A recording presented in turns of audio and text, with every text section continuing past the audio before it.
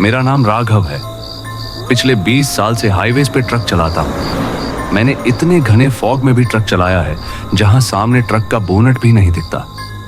पर जिस रात का जिक्र करने जा रहा हूं, उस रात के बाद मैंने हाईवे पर अकेला ट्रक चलाना छोड़ दिया। वो दिसंबर की ठंडी रात थी। मैं दिल्ली से शिमला के रूट पर था।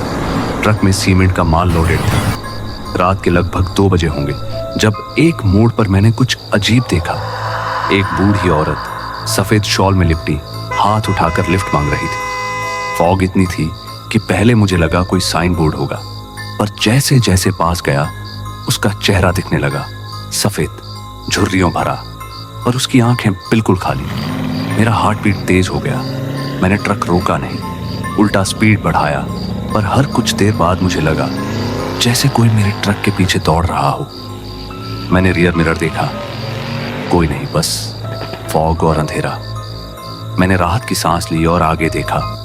जैसे ही रोड के एक और मोड़ पर नजर गई, वो ही बूढ़ी औरत वापस वहीं पे खड़ी थी। बिल्कुल वही जगह, वही रास्ता। ऐसा लगा जैसे मैं उसी रास्ते से फिर से गुजर रहा हूं। इस बार मेरे हाथ कांप गए। मैंने ट्रक धीरे नहीं किया, बस आगे बढ़ता गया, मन ही मन ऊपर वाले को याद कर रहा था। मुझे लगा जैसे किसी ने ठंडी हाथ से मेरी गर्दन को छू लिया। अगला 4-5 किलोमीटर चलने के बाद मैंने एक डीजल पंप देखा। वहां एक और ड्राइवर चाय पी रहा था। मैंने नॉर्मली पूछा, भाई इतनी रात को कोई और लोग मिलते हैं क्या इस रूट पे?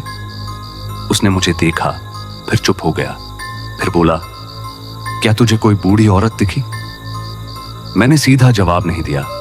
उसने बस इतना कहा, बहुत पहले यहां एक छोटा सा गांव था। कुछ ही लोग रहते थे। वो लोग राक्षसी की पूजा करते थे। हाईवे के रिनोवेशन के दौरान सरकार ने उन लोगों को दूसरी जगह शिफ्ट करवा दिया। तब से काफी लोगों ने इसी रोड पे एक बूढ़ी औरत को देखने की बात कही है। सबको नहीं दिखती, पर जिसे दिखती है उससे हमेशा लिफ्ट मांगती है, और जो उसे ट्रक में बिठाता है अगले दिन न्यूज बन जाता है। उसका कहना सुन के मेरा हाल खराब हो गया। मैं ज्यादा कुछ ना बोल के वहां से निकल गया। जो भी हो, मुझे माल शिमला तक पहुंचाना था। ट्रक स्टार्ट किया और फिर आगे बढ़ा। फॉग और घनी होती गई। रोड पर सिर्फ हेडलाइट्स की 2 हल्की रेखाएं थी। हर टर्न पे लगता जैसे कोई देख रहा हो। और फिर कुछ देर चलने के बाद वो बूढ़ी औरत फिर दिखी। इस बार बिल्कुल रोड के बीच में खड़ी थी। मैंने बिना सोचे समझे ब्रेक मारा। ट्रक रुकते ही वो मेरे बिल्कुल सामने थी। मैं अंदर से जम गया था। उसने धीरे से कहा, बेटा शिमला तक छोड़ दे, बहुत ठंड लग रही है। उसकी आवाज में एक अजीब गूंज थी, जैसे 2 लोग एक साथ बोल रहे हों। मैं कुछ कह नहीं पाया। मेरी नजर बस उसके चेहरे पर थी। उसका चेहरा देखकर मेरा दिमाग काम करना बंद कर गया। खुद को संभालते हुए मैंने क्लच छोड़ा और ट्रक फुल स्पीड में भगा दिया। उस वक्त मुझे अपनी धड़कन सुनाई दे रही थी। रियर व्यू मिरर में कुछ हलचल दिखी, पर पीछे मुड़ के देखने की हिम्मत नहीं हुई। मैंने मिरर नीचे कर दिया। मेरी सांसें तेज होती गई, जैसे कोई काउंटडाउन चल रहा हो, कहीं से भाग निकलने का। मैं आगे बढ़ता गया। कुछ दूर आने के बाद रोड बिल्कुल खाली थी, लेकिन अचानक ट्रक के केबिन के अंदर एक अजीब स्मेल आने लगी, गीली मिट्टी और पुराने कपड़ों की। मैंने सीट के पीछे देखा, कुछ नहीं था। फिर साइड मिरर में एक सफेद छाया निकली, जैसे कोई शॉल हवा में हिल रहा हो। मेरा हाथ काम करना बंद कर रहा था। पता नहीं क्या सोच के मैंने ट्रक रोड के साइड लगाया, नीचे उतर के सीधा जमीन पर बैठ गया।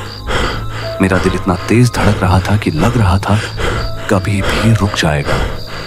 तभी मेरी नजर रोड के साइड गई। वहां एक पत्थर की मूर्ति थी। ध्यान से देखा तो वो मूर्ति बहुत ही डरावनी थी। मूर्ति किसकी थी ये समझ नहीं आया, पर उसकी आंखें लाल थीं, जैसे सीधा मुझे देख रही हो। उसके दांत मुंह से बाहर निकले हुए थे और मूर्ति के ऊपर कुछ चढ़ाया हुआ था, जैसे अभी अभी उसका पूजा किया गया हो। तब मुझे डीजल पंप वाले ड्राइवर की बात याद आई। वहां के लोग राक्षसी की पूजा करते थे। मैंने दिल थाम के जैसे तैसे वहां से भाग लिया।